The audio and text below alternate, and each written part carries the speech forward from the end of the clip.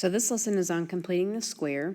It's a method that can be used for solving quadratics. I tend to not like it to use to solve quadratics because I feel like either factoring or quadratic formula is better. So really what I'm going to focus on is helping you understand how completing the square works and using it to change forms, specifically from standard to vertex form. So if you will remember, standard form, that's my y equals ax squared plus bx plus c. And vertex form is the inside's opposite, outside's the same, which I guess technically is usually defined like this. So my goal is to talk about how do I change from standard form into vertex form. We know how to go the other way. We can split this up, multiply it out, but it's how do we put those parentheses in just in that one spot. So let's remember that what a perfect square is. So if you think about the shape, a square is what it is because all the sides are the same. A perfect square number is a number that works, something multiplies by itself to give you that. So for instance, like 25 is a perfect square number because 5 times 5 equals 25, right? 144 is a perfect square number because 12 times 12 equals 144. So in this example, I want to show you, and it's important that you put this one in your notes, x minus 7 squared is a perfect square because it equals x minus 7 times x minus 7, which you all know. Now, I'm going to work this out because I want to show you some patterns. So if I distribute this out, I'm going to get x squared minus 7x minus 7x plus 49. And then when I combine like terms, I'm going to get x squared minus 14x plus 49. Now, there is a very special relationship between this starting perfect square and the final answer. So hopefully you see a few connections, like these are both related by 7s, right? And that is a 7. Okay, I'm going to flip over and show you some different examples to see if you can figure out a pattern for where this is coming from. Okay, you don't need to write these down, but you do need to be watching. All right, x plus 3 squared, if you multiply all that out, will end up giving you x squared plus 6x plus 9. The next one will give you x squared minus 16x plus 64. This next one will give you x squared plus 20x plus 100.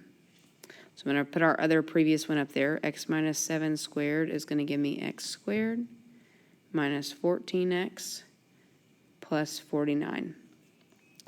So the first thing I want you to see, if you haven't already, is these are perfect square numbers.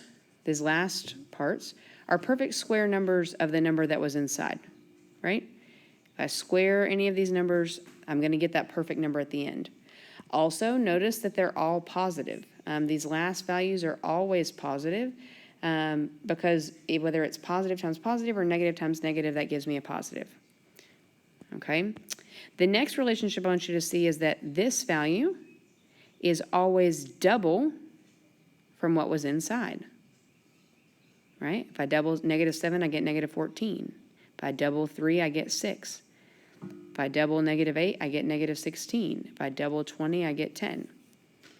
All right, so those two relationships, you need to at least note those in one of these examples, but those two relationships you need going forward.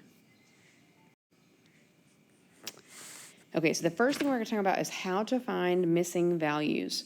So remember, this middle part is double, and the last part is squared. So what I'm going to do is I want to be able to write this in parentheses, x something squared. So I'm going to take this number, and I'm going to cut it in half. That's going to give me x plus 8 squared. And now I know the last value then out here must be this 8 that I just chose squared. So that means this last value is going to be 64. Okay, let's do that again. So I'm going to take this middle number and cut it in half, x minus 5 squared. And the last value, I'm going to square that. So this is going to be plus 25. All right, I'm going to give you a minute to try the last one. Pause the video if you haven't already. Okay, I'm going to cut this in half. That's going to give me x minus 14 squared. And this is one of those you should have memorized. That should be 196. All right, so let's use that process to learn about how to change the forms. So when we're changing forms, I want this to turn up to be something like something squared plus a number. That's the format that I want it to be in. All right, so when I'm completing the square, normally it's just this part, okay? And I don't have the last number. So I'm going to rewrite this for a minute. X squared plus 6x plus blank. And then I'm going to bring down this plus 10 and write minus blank. Now you might be a little bit confused for just a minute, and that's okay. Notice here that I'm adding a number, but because it's still on the same side of the equation, right, the equal sign is over here. Y equals. Because I'm adding a number and then subtract, like on the same side, I can't add it on the same side twice. So I'm going to add it in one spot and subtract it in the other, because those will theoretically cancel each other out. Okay, so now I'm going to complete this square,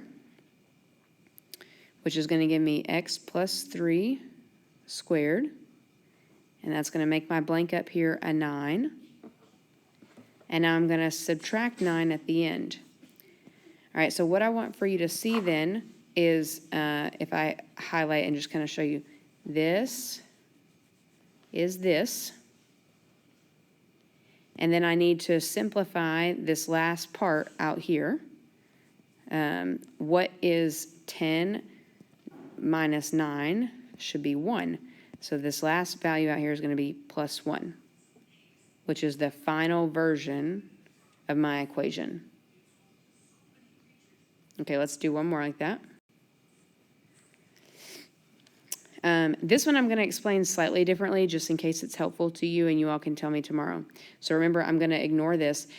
You might sit here and think, well, okay, I know this is supposed to be x minus 7 squared, which means this last number should be 49, and this is wrong. Okay, I know that that last number should be 49, but this says it's 50. So one thing you could do is just ask yourself, 49 plus what number would give me 50? And the answer to that is 1. So you can rewrite it that way also. I'm not sure if that method is any more helpful to you, for you to think about it that way, or for you to put, as we did on the previous example, to draw plus something and minus something on the same side. All right, so make sure you have good notes for class tomorrow.